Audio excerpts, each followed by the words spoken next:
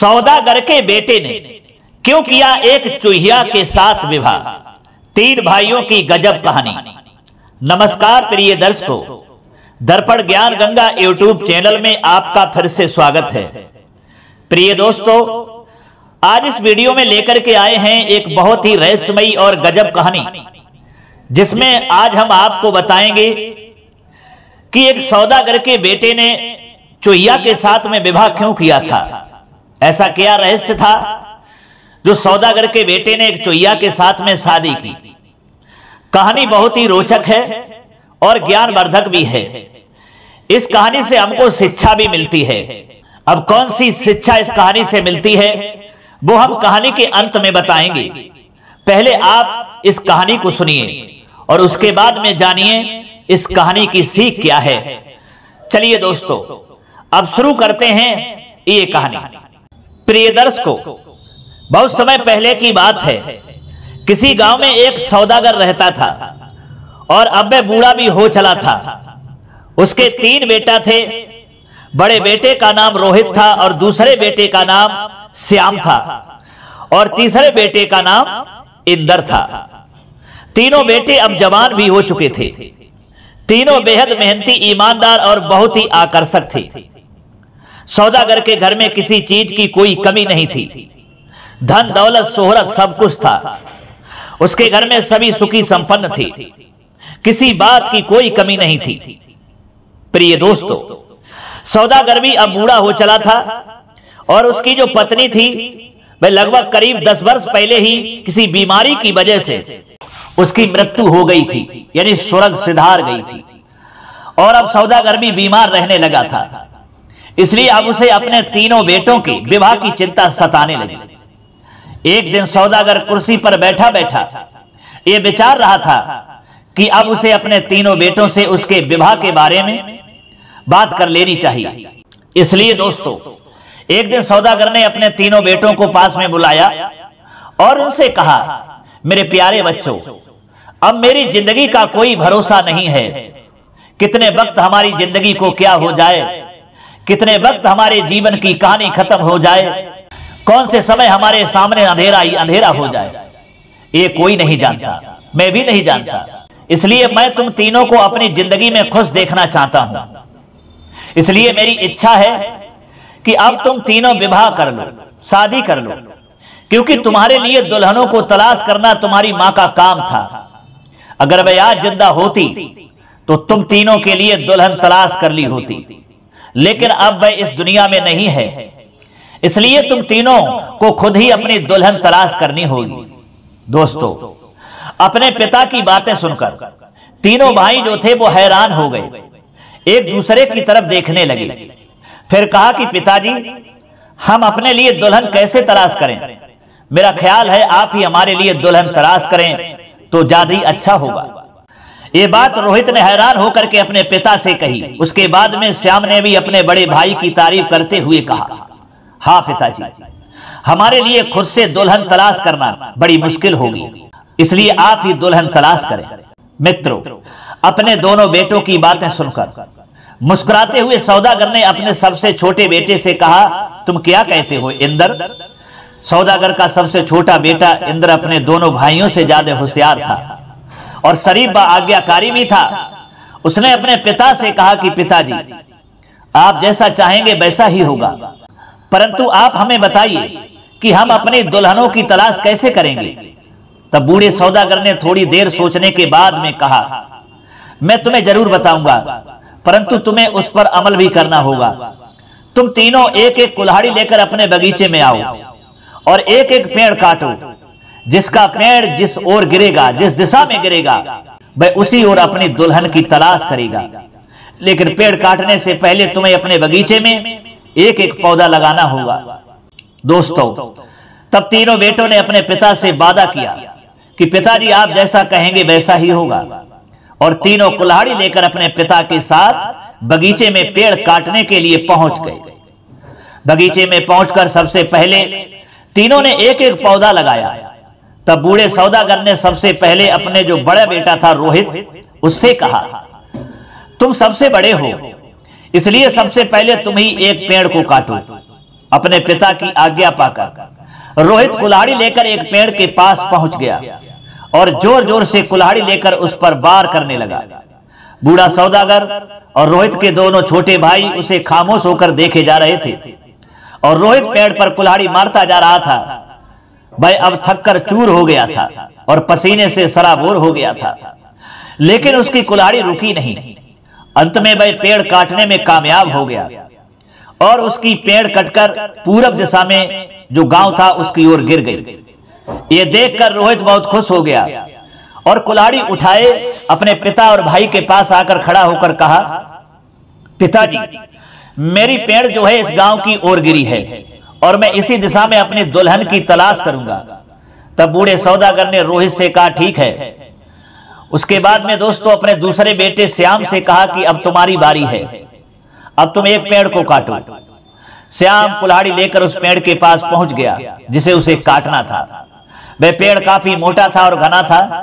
बड़ी दिक्कतों के बाद श्याम ने उस पेड़ को काट गिराया। उसका पेड़ जो था पश्चिम दिशा में जो घर था उसकी ओर जाकर के गिरा, जिसे देखकर श्याम खुशी से झूम उठा और कहा, इस पेड़ को कैसे पता था कि मैं इसी दिशा में अपनी दुल्हन को ढूंढना चाहता हूं। इसी शहर में तो एक लड़की रहती है जिसे मैं पसंद करता हूं। मैं जल्दी ही उसके पास जाकर विवाह की बात करूंगा। श्याम की बातें सुनकर के दोस्तों उसके पिता और उसके दोनों भाई मुस्कुरा दिए। अब पेड़ काटने की बारी सबसे छोटे भाई इंदर की थी। उसने कुल्हाड़ी उठाई और एक पेड़ को काटना आरंभ किया। जल्दी उसका पेड़ कटकर जंगल की ओर गिर गया। ये देखकर इंद्र के दोनों भाई हंसने लगे और कहा, क्या इंद्र, अब तुम जंगल की ओर अपनी दुल्हन ढूंढने जाओगे? तुम्हारा पेड़ तो जंगल की ओर गिर गया, अब तो तुम्हें जंगल में जाकर किसी भेड़िए या हिरनी से शादी करके उससे रिश्ता बनाना पड़ेगा। दोस्तों ये कहकर इंद्र के दोनों बड़े भाई जो थे ठट्टा मार करके हंसने लगे। इंद्र ने कुछ भी नहीं कहा, उसके चेहरे पर मायूसी थी। इंद्र को देखकर उसके पिता ने कहा, क्या कहते हो इंद्र? तब इंद्र ने कहा, क्या कहना है पिताजी, जब मेरा पेड़ जंगल की ओर कटकर गिरा है तो मैं उसी ओर अपनी दुल्हन ढूंढने के लिए जाऊंगा। मुझे विश्वास है कि उसी ओर मेरी दुल्हन मिल जाएगी। दोस्तों ये सुनकर के बूढ़े सौदागर के चेहरे पर खुशी उभर आई और उसने कहा, मेरी दुआ तुम तीनों के साथ है। तुम तीनों अपने अपने मकसद में कामयाब हो जाओ। और अपने हाथ फैला दिए। तीनों बेटे अपने पिता से लिपट गए। फिर बूढ़े सौदागर ने कहा, मेरे बच्चों, क्योंकि तुम तीनों ने अपनी दिशा तय कर ली है, इसलिए अब तुम अपनी दिशा की ओर बढ़ो। मैं घर पर तुम तीनों का इंतजार करूंगा। अब तीनों बेटों ने अपने पिता के पैर छुए, आशीर्वाद लिया और अपने तय की हुई दिशा की ओर बढ़ गए। बूढ़े सौदागर ने थोड़ी देर तक अपने बच्चों को देखा, फिर अपने घर की ओर मुड़ गया और घर पर चला आया। उसे विश्वास था कि उसके बच्चे जो हैं जरूर कामयाब होंगे। रोहित अपनी तय की गई दिशा गांव की ओर चल पड़ा। गांव में उसकी बुआ रहती थी, जिसके पड़ोस में एक बहुत ही सुंदर लड़की रहती थी जिसका नाम रेशमा था। रोहित रेशमा को बहुत पसंद करता था और अब वह रेशमा के पास जाकर उससे विवाह के लिए पूछा। रेशमा भी रोहित को बहुत पसंद करती थी। रोहित के पूछने पर उसने झट से हाँ कर दिया। दूसरे भाई श्याम ने एक फूलों का गुलदस्ता लिया और अपनी की गई दिशा की ओर चलते हुए शहर में अपनी माँ की सहेली के यहाँ पहुंच गया, जिसकी एक बेटी थी जिसका नाम सरता था। सरता श्याम की हम उम्र की थी और वे दोनों एक दूसरे को बचपन से पसंद करते थे। जब श्याम की माँ जिंदा थी तब सरता अपनी माँ के साथ उसके घर अक्सर आया करती थी और तब से वे दोनों एक दूसरे को पसंद करते थे और शादी करना चाहते थे। पर आज सरता अचानक श्याम को अपने सामने देखकर हैरान हो गई। फिर श्याम अपने घुटनों के बल बैठकर फूलों का गुलदस्ता देते हुए सरता से विवाह के लिए बात करने लगा। यह देखकर सरता के खुशी का ठिकाना नहीं रहा और उसने तुरंत विवाह के लिए हाँ कर दी। इधर दोस्तों सबसे छोटा भाई इंद्र बगीचे से निकल करके जंगल की ओर चल पड़ा। वह बहुत देर तक इधर उधर देखता हुआ चलता रहा, लेकिन उसे कहीं कोई इंसान दिखाई नहीं दिया। ये देखकर अब उसकी हिम्मत टूटने लगी। वह उदास हो गया था और चलते चलते अब वह बहुत थक भी चुका था। थोड़ी देर पेड़ के नीचे बैठकर आराम करने के बाद उसने फिर से चलना शुरू कर दिया और चलते चलते अब वह घने जंगल में पहुंच गया था। वह चाहता था कि शाम होने से पहले उसे रात गुजारने के लिए कोई ठिकाना मिल जाए। थोड़ी दूर और चलने के बाद अचानक उसे एक छोटी सी झोपड़ी नजर आई। वह वहीं रुक गया और झोपड़ी की तरफ देखने लगा। झोपड़ी बेहद खूबसूरत थी। झोपड़ी के एक तरफ बड़े बड़े पत्थर और दूसरी ओर ऊंचे और घने पेड़ भी थे। इस सबके बीच छोटी सी झोपड़ी बहुत ही सुंदर लग रही थी, अत्यधिक शोभायमान दिखाई दे रही थी।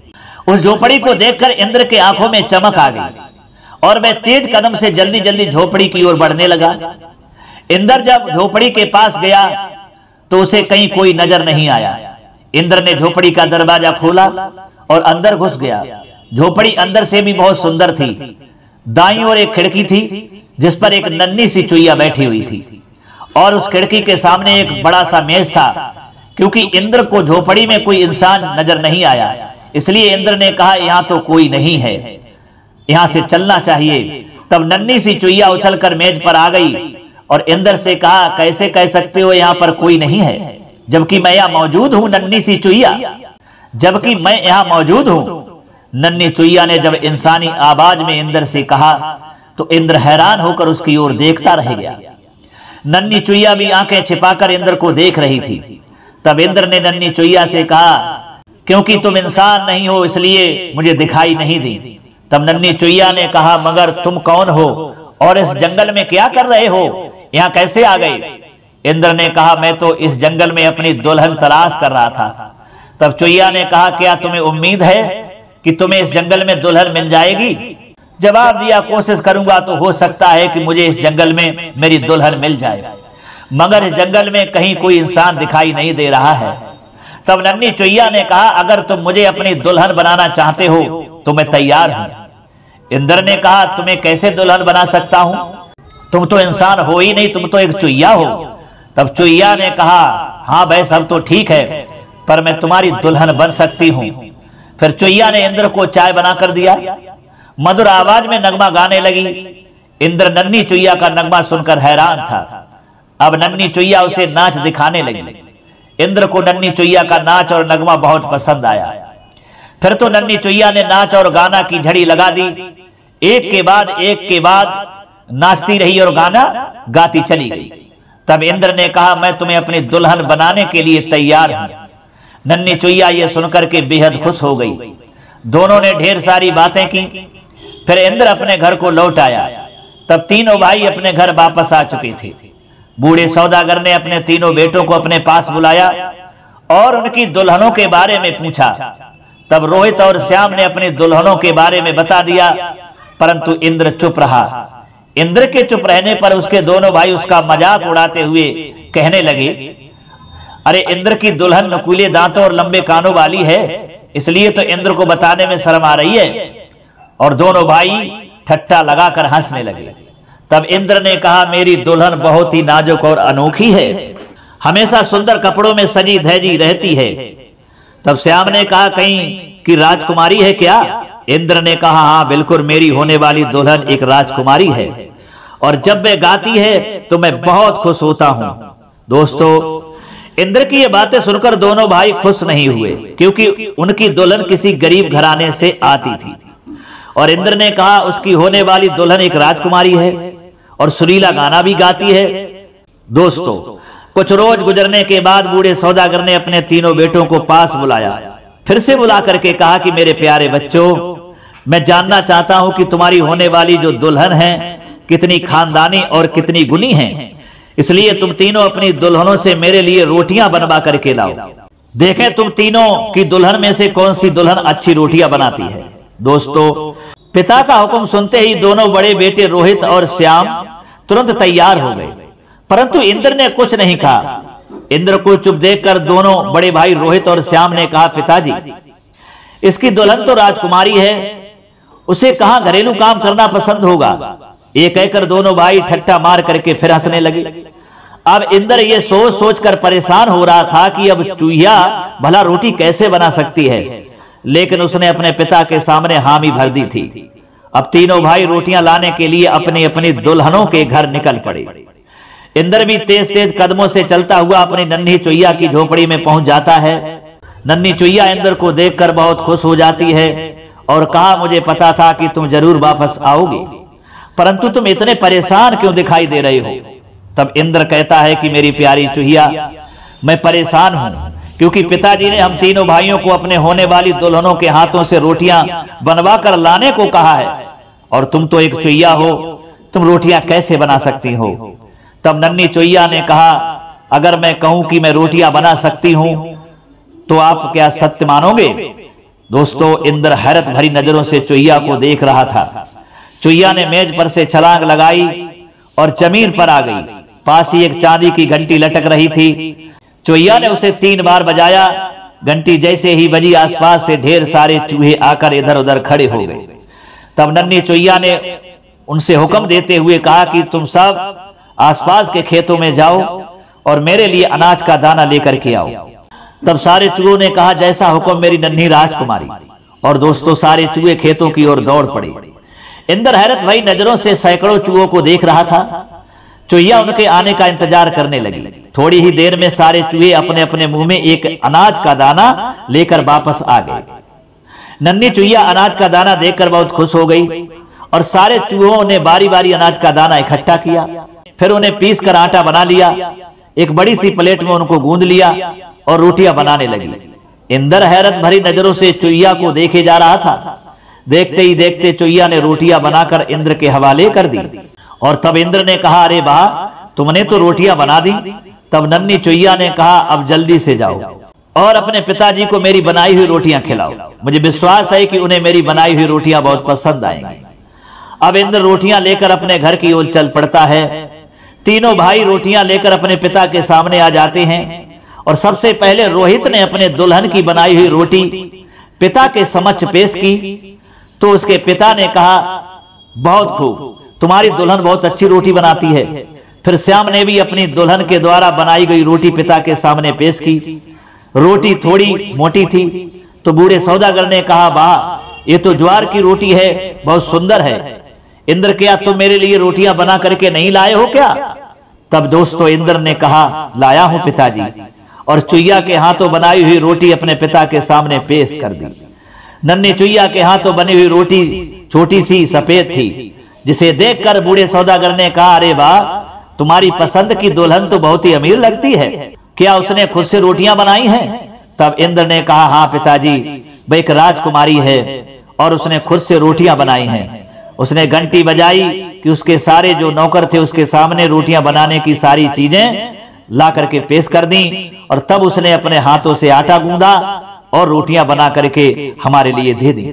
दोस्तों, इंद्र के पिता ने कहा, वाह, बहुत सुंदर, उसने तो राजकुमारी होकर भी तुम्हारे लिए रोटियां बनाई हैं, इसका मतलब वह बहुत ही अच्छी होगी। यह सुनकर के दोस्तों, रोहित और श्याम ने भी अपना सिर हिला दिया। फिर बूढ़े सौदागर ने कहा, मैं तो तीनों दुल्हनों के हाथों की रोटियां खाकर के बेहद खुश हुआ। उन्होंने बहुत सुंदर रोटियां बनाई और अब मैं चाहता हूं कि तुम मेरे लिए अपनी दुल्हनों से कुछ बनवा कर लाओ। मैं देखना चाहता हूं कि क्या उनमें सिलाई कढ़ाई और बुनाई का भी गुण है। तब रोहित और श्याम ने कहा, आपने जैसा कहा वैसा ही होगा पिताजी। मेरी दुल्हन हर चीज में आगे है, इसलिए मुझे यकीन है कि वह आपके लिए कुछ ना कुछ अच्छी चीज बुन करके देगी। दोस्तों, इंद्र को परेशान देखकर इधर बूढ़े सौदागर ने कहा, बेटा तुम क्यों चुप हो, इंद्र क्या परेशानी है। फिर इधर दोनों भाइयों ने मजाक उड़ाते हुए कहा कि अरे इंद्र, राजकुमारी को कोई चीज बुनना नहीं आता है, इसलिए ये नहीं बोल रहा है। इधर दोस्तों, अपने भाइयों से इंद्र ने कुछ नहीं कहा और अपने पिता के सामने हामी भर दी। अब तीनों भाई अपनी अपनी दुल्हनों के घर निकल पड़ते हैं। इंद्र फिर अपनी नन्ही चुईया की झोपड़ी में पहुंच जाता है। नन्ही चुईया ने इंद्र को फिर से परेशान देख करके कहा कि क्या परेशानी है। तब इंद्र ने चुईया को सारी बातें बता दी। इतना सुनते ही चुईया ने कहा, बस इतनी सी बात, और इसमें तुम्हें परेशान होने की जरूरत नहीं है। नन्ही चुईया ने फिर से घंटी बजाई तो सैकड़ों चूहे उसके सामने आकर के पेश हो गए। उसके हुक्म का इंतजार करने लगे। तब नन्ही चुईया ने कहा, मेरे लिए बेहतरीन रेशम के धागे लेकर के आओ। सारे चूहे तुरंत वहां से निकल जाते हैं और थोड़ी ही देर में हर एक चूहा धागा लेकर के वहां उपस्थित हो गया। नन्ही चुईया ने उन धागों से एक बहुत ही सुंदर रूमाल बुन लिया। इतना खूबसूरत रूमाल देखकर इंद्र हैरान था। नन्ही चुईया ने उस रूमाल को अखरोट के खाली छिलके के अंदर बंद कर दिया। उस अखरोट को इंद्र को देते हुए कहा, ये रूमाल मेरी तरफ से अपने पिता को दे देना। दोस्तों, इंद्र वे अखरोट के डिब्बे अपने घर लेकर आ जाता है। इधर इंद्र का दोनों भाई जो थे पहले ही घर आ चुके थे। अब बूढ़े सौदागर ने अपने तीनों बेटों को अपने पास बुलाया और उनके दुल्हनों के द्वारा जो बुनी हुई चीजों को उन्हें दिखाने को कहा। सबसे पहले रोहित ने अपनी दुल्हन के द्वारा बनाया हुआ एक चादर अपने पिता के सामने पेश कर दिया। बूढ़े सौदागर को रोहित की दुल्हन के हाथों बना हुआ चादर कुछ खास पसंद नहीं आया। वह केवल एक सूती कपड़ा था, जिसे देखकर सौदागर ने कहा, ठीक है रोहित। ये देख करके रोहित तो परेशान हो गया।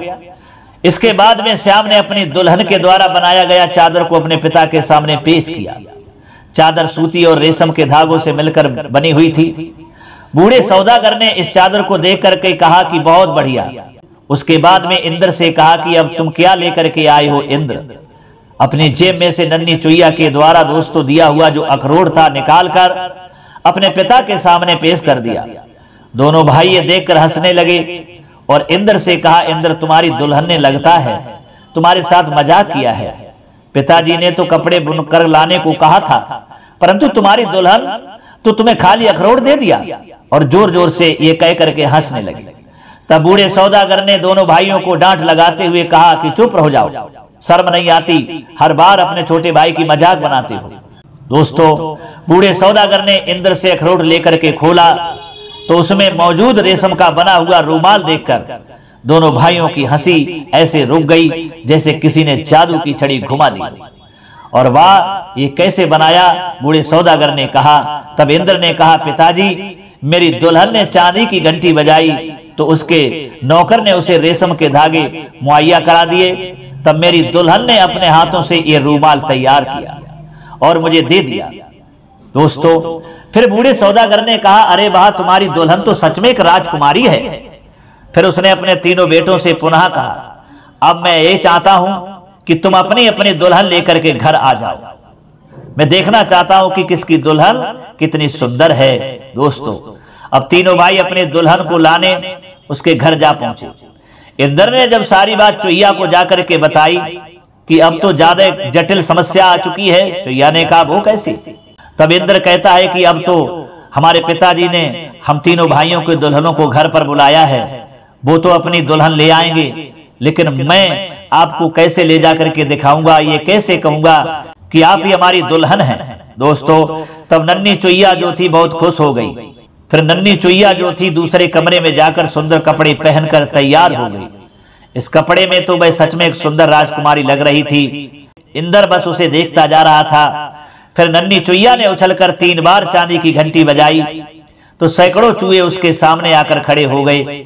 नन्ही चुईया ने उन्हें हुक्म दिया कि उनके लिए गाड़ी, 2 कोचबा और एक गाड़ी खींचने वाले चूहे का इंतजाम करें। सारे चूहों ने उनके लिए तुरंत एक अखरोट के छिलके की बनी गाड़ी और एक खींचने वाले चूहे को हाजिर कर दिया। एक कोचबा चूहा उसके सामने और एक कोचबा चूहा उसके पीछे पायदान पर मौजूद था। इंद्र हैरान होकर उसे देखता जा रहा था। तब नन्ही चुईया ने कहा, इंद्र क्या देख रहे हो? ये सुनकर के इंद्र जो था हड़बड़ा गया और कहा, कुछ भी तो नहीं। नन्ही चुईया राजशाही अंदाज में बढ़ी जा रही थी। फिर उसने इंद्र से कहा कि इंद्र तुम्हारे परिवार वाले मुझसे मिलकर खुश होंगे? इंद्र ने कहा, खुश क्यों नहीं होंगे, तुम इतनी नेक दिल जो हो, वो तुमसे मिलकर बेहद खुश होंगे। मैं तुम्हारा बहुत ख्याल रखूंगा। नन्ही चुईया ने अपना सिर हिला दिया। फिर जैसे ही नन्ही चुईया ने कोचबा को आगे बढ़ने का इशारा किया, कोचबा ने रस्सी हिलाई तो गाड़ी आगे बढ़ने लगी। चुईया की गाड़ी आगे आगे और पीछे पीछे इंद्र अपने घर की ओर चल पड़ा। वे सफर करते हुए इधर उधर का माहौल देखकर बड़े ही खुश थे, इसलिए उन्हें सफर का एहसास ही नहीं हुआ। और थोड़ी ही देर में वे जंगल से निकलकर एक कस्बे में सफर करने लगे। कस्बा पार करने के बाद उनके रास्ते में एक नदी पड़ी। नदी पार करने के लिए उस पर लकड़ियों का पुल बनाया गया था। पुल चौड़ा और लंबा था। गांव के लोग उसी पुल से होकर जंगल को जाते थे। दोस्तों, नदी के पानी का बहाव बहुत तेजी से था और अब नन्ही चुईया की गाड़ी नदी पार करने के लिए पुल से गुजरने लगी। आगे आगे नन्ही चुईया की गाड़ी जा रही थी और पीछे पीछे इंद्र जा रहा था। इसी दरमियान इंद्र को सामने से एक शख्स आता दिखाई दिया। कद लंबा और चेहरा चौड़ा था, पैरों में बूट पहने हुए था। उस शख्स की नजर गाड़ी खींचने वाले चूहे पर जमी हुई थी। इंद्र को थोड़ा गड़बड़ का एहसास हुआ। उस आदमी के इरादे खतरनाक लग रहे थे। इंद्र अभी कुछ सोच पाता कि तभी वह आदमी जो था गाड़ी के सामने आ गया और फिर उसने कहा, अरे ये तो चूहे हैं, और हंसने लगा। अगले ही क्षण उसने आगे बढ़कर अखरोट की बनी गाड़ी में जोरदार ठोकर मार दी और गाड़ी चूहों समेत उछलकर नदी में जा गिरी। इंद्र ये देखकर बहुत परेशान हो गया, गुस्सा आया और उसको पकड़ लिया और कहा, अरे ये तूने क्या किया है? मेरी दुल्हन को नदी में फेंक दिया। वह आदमी हंसता हुआ तुरंत वहां से निकल गया। दोस्तों, नदी में पानी का बहाव इतना तेज था कि गाड़ी का कुछ भी अता पता नहीं रहा। गाड़ी पानी में गिरते ही वह गायब हो गई। वह परेशान होकर के बहुत देर तक पुल पर बैठा नदी में देखता रहा, परंतु नन्ही चुईया की गाड़ी कहीं दिखाई नहीं दी। सभी चूहों समेत गाड़ी डूब चुकी थी। इंद्र के आंखों में इधर आंसू निकल आए। अब वह नन्ही चुईया के गम में डूब चुका था। उसे क्या पता था कि वह आदमी ठोकर मारकर गाड़ी को नदी में गिरा देगा। दोस्तों, इंद्र बहुत देर तक नदी में देखता रहा कि शायद नन्ही चुईया बाहर निकल कर आएगी, परंतु ऐसा नहीं हुआ। वह अब अपने आप को कसूरवार मानने लगा। वह कह रहा था कि नन्ही चुईया, मुझे माफ कर देना, मैं तुझे नहीं बचा सका, मैं अपना धर्म नहीं निभा सका, मैं बहुत शर्मिंदा हूं। प्रिय दोस्तों, थोड़ी देर बाद वह उठकर खड़ा हुआ और आहिस्ता आहिस्ता अपने कदम बढ़ाता हुआ पुल पार करने लगा। जैसे ही उसने लकड़ी का पुल पार किया, तैसे ही उसकी नजर दूसरी छोर पर खड़ी एक घोड़ा गाड़ी पर पड़ी, जिसे देखकर वह बिल्कुल चौंक गया और अपनी आंखें फाड़ फाड़ कर देखने लगा, जैसे कि कोई भूत देख लिया हो। ये घोड़ा गाड़ी बहुत ही सुंदर थी। गाड़ी खींचने के लिए आगे 5 घोड़े लगे हुए थे। एक पचवा आगे और एक पचवा गाड़ी के पीछे बैठा था। ये घोड़ा गाड़ी बिल्कुल नन्ही चुईया के घोड़े गाड़ी की जैसे ही थी। इंद्र थोड़ी देर तक उसी गाड़ी को दूर से देखता रहा। फिर वह गाड़ी के थोड़ा पास गया तो एक सुंदर सी लड़की उसे देखे जा रही थी। इंद्र ने कहा, तुम कौन हो? तब उस लड़की ने कहा, तुमने मुझे पहचाना नहीं, मैं वही नन्ही चुईया हूं। फिर इंद्र ने कहा, तुम मेरी नन्ही चुईया कैसे हो सकती हो? तब उस लड़की ने कहा, पहले तुम मेरी गाड़ी में आकर के बैठो, तब मैं तुम्हें सब ये कहानी बताऊंगी। दोस्तों, तब इंद्र उसकी गाड़ी में बैठ गया और कहा, अब बताओ तुम कौन हो? तब उस लड़की ने कहा, मैं चंद्रपुरा राज्य की राजकुमारी हूं। एक जादूगर मुझसे विवाह करना चाहता था, परंतु मेरे इनकार करने पर उसने मुझे जादू से चुईया बना दिया, जिससे मैं आज तक चुईया बनी हुई थी। और जब आप अपने घर लेकर के आ रहे थे, मेरी गाड़ी के नदी में गिरते ही जादू का असर जो था वह समाप्त हो गया था और मैं असली रूप में आ गई। आओ अब तुम्हारे घर चलें, क्योंकि तुम्हारे घर वाले हमारी राह देख रहे होंगे और फिर हम दोनों वहां जाकर के विवाह कर लेंगे और अपने राज्य चले जाएंगे। मित्रों, राजकुमारी का इशारा करते ही गाड़ी आगे बढ़ने लगी और इंद्र के घर पर जाकर के रुक गई। इंद्र के घर वाले ये देखकर बहुत हैरान थे। बूढ़े सौदागर का तो खुशी का ठिकाना नहीं था। इंद्र के दोनों बड़े भाई रोहित और श्याम को यही लग रहा था कि इंद्र झूठ बोल रहा है कि उसकी होने वाली दुल्हन एक राजकुमारी है, परंतु उन्होंने आज अपनी आंखों से देख लिया कि इंद्र की दुल्हन तो एक वास्तव में राजकुमारी है। दोस्तों, ये देख करके दोनों भाइयों के जो सिर थे, जो बड़े भाई थे इंद्र के, उनकी नजरें नीचे की झुकी रह गईं। तो दोस्तों, और इधर सौदागर जो उस इंद्र का पिता था, उसके दिल में खुशी का ठिकाना नहीं था, वे फूला समाये जा रहा था। फिर दोस्तों, उसके बाद में वह बूढ़ा सौदागर जो तीनों बेटों का, तीनों भाइयों का पिता था, वह उन तीनों लड़कियों से अपने तीनों बेटों का विवाह करता है। यानी उसकी 3 बहुएं घर पर तीनों बेटों की आ जाती है। अब वह बूढ़ा सौदागर अपने तीनों बेटों से कहता है कि बेटो, आज तुम्हारी माँ का सपना पूरा हुआ, क्योंकि तुम्हारी माँ जो चाहती थी कि हमारे बेटों की दुल्हन है वो सुंदर आए, संस्कारी वाली दुल्हन हो, और वो ही तीनों तुम लेकर के घर पर आए हो। आज तुम्हारी माँ भी स्वर्ग में उसके लिए शांति मिल रही होगी, वह भी बेहद खुश हो रही होगी।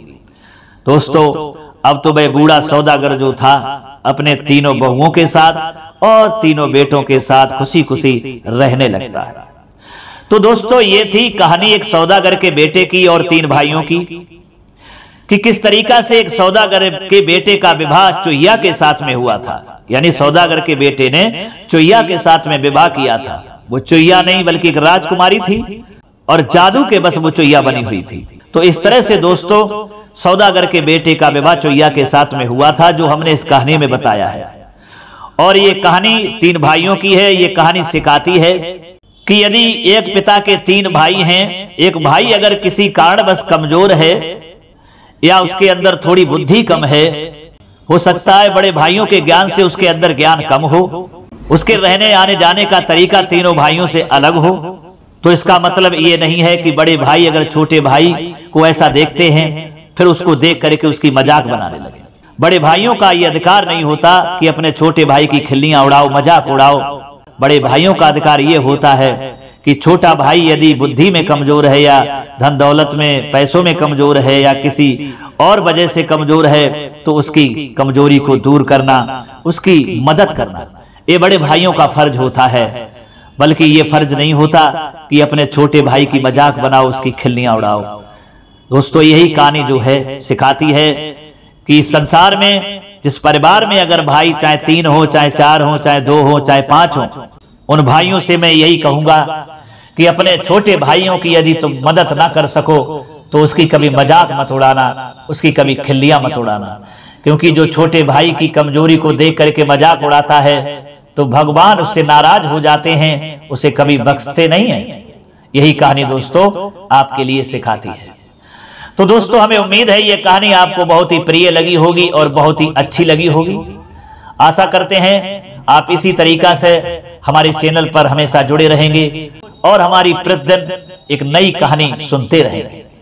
दोस्तों इतना समय देने के लिए आप सभी के लिए कोट कोट धन्यवाद। दीजिए इजाजत, अब फिर मिलते हैं अगली वीडियो में किसी और चर्चा में। तब तक के लिए सब्सक्राइबर बंधु एवं दर्शक भाइयों के लिए नमस्कार, राधे कृष्णा।